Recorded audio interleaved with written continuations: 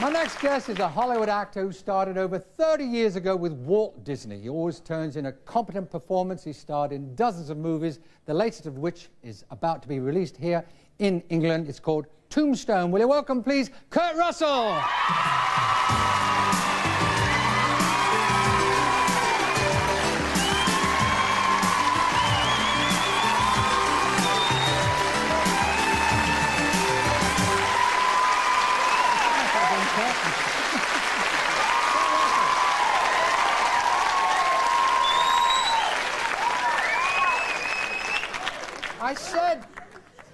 I said that it was over 30 years ago you started. I mean, you don't look old enough to have been acting. How long? 33? Yeah, 33 years. You don't look old enough to have been acting for 33 years. You need glasses, Dad. No. even at this... Well, let's put it this way. You must have been a very young kid when you first walked onto the set for Disney. I started a few years before I went there. I was 9 years old when I started, and I think I was 12 or 13 when I went to Disney for the first time. What were the first movies you did?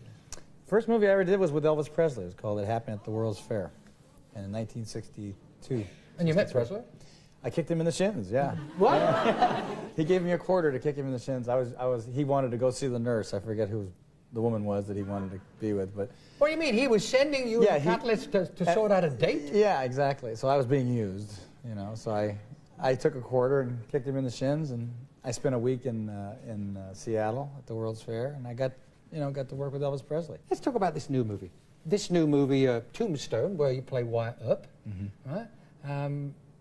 Are we going to learn something new about Wyatt Earp? It's been interesting. It's opened in America, and I'm just found out today that they want to do an article on Tombstone being the surprise hit of the year. It's a picture that many had hoped would sort of disappear because there was many of these projects around, a lot of different westerns being considered to be done. The ones that would, of course, drop away would make it easier for the ones that were going to be done. The interesting thing about this movie is that never before there's been many movies done on Tombstone, Wyatt Earp, Doc Holliday. Never before, for some reason or other, did they ever choose to do Wyatt Earp just as who he was and Doc Holliday just as who he was. There's a descendant from Wyatt Earp in the movie, isn't there?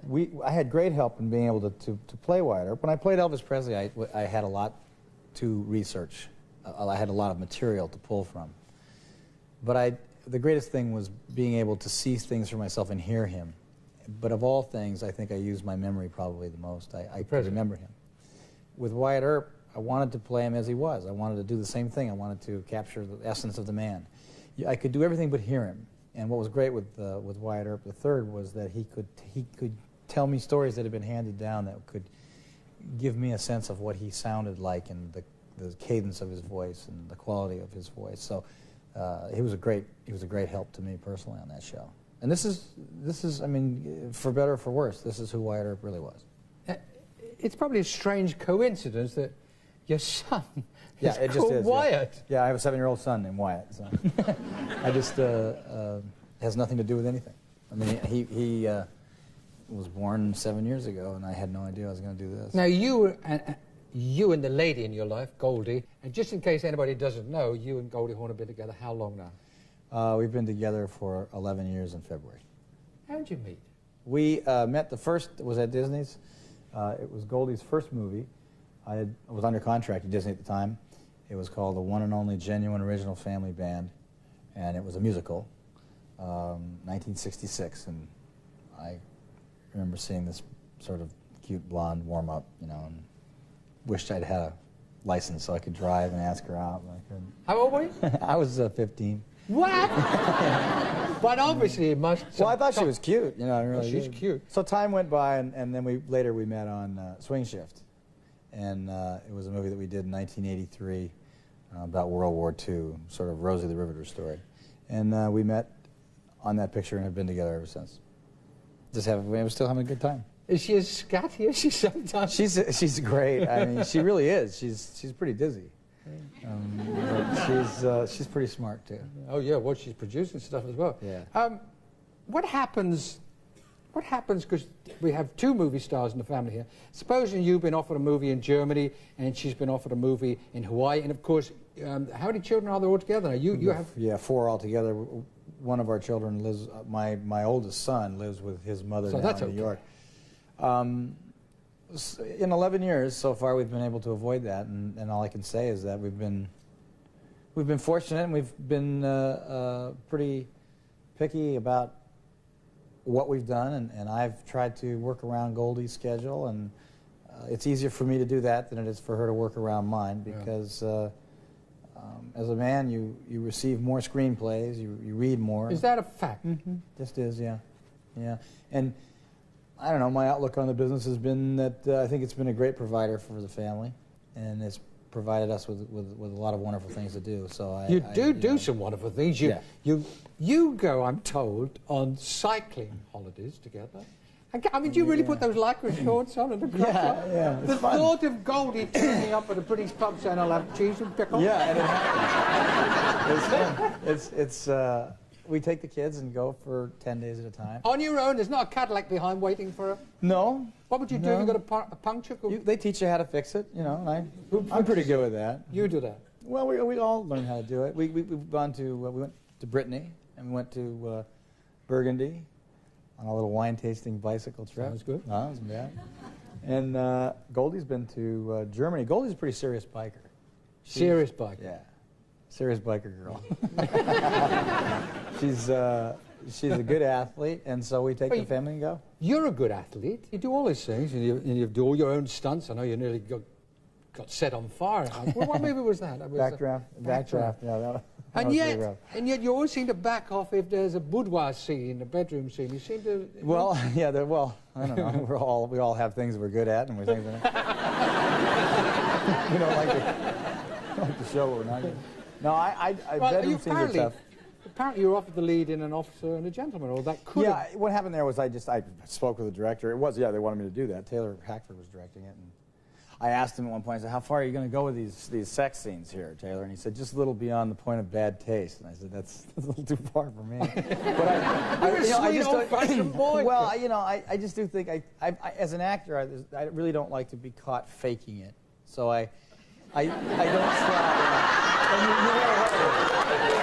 we all know that when there's sex scenes, they're just flat out faking it, and the actor's sitting there might as well turn to the screen and say, "Yeah, I'm faking it." You know, so I try to turn the scene into something that looks like we're not faking it, and if you're gonna have a sex scene and you're not gonna make love, then you're gonna fake it. So I prefer to either try to find something that is going to be more integral to the screenplay to move the story along. All that is probably just a bunch of talk for being too chicken. I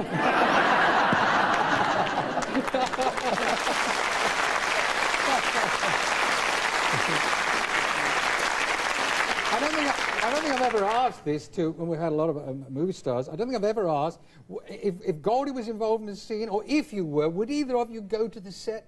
Could you watch? Well, we did one together in Swing Shift. Yeah, but that's different. I mean, if you've got to be, if you were in a steamy scene with some gorgeous creature, or vice versa. I only remember one time. Actually, we don't.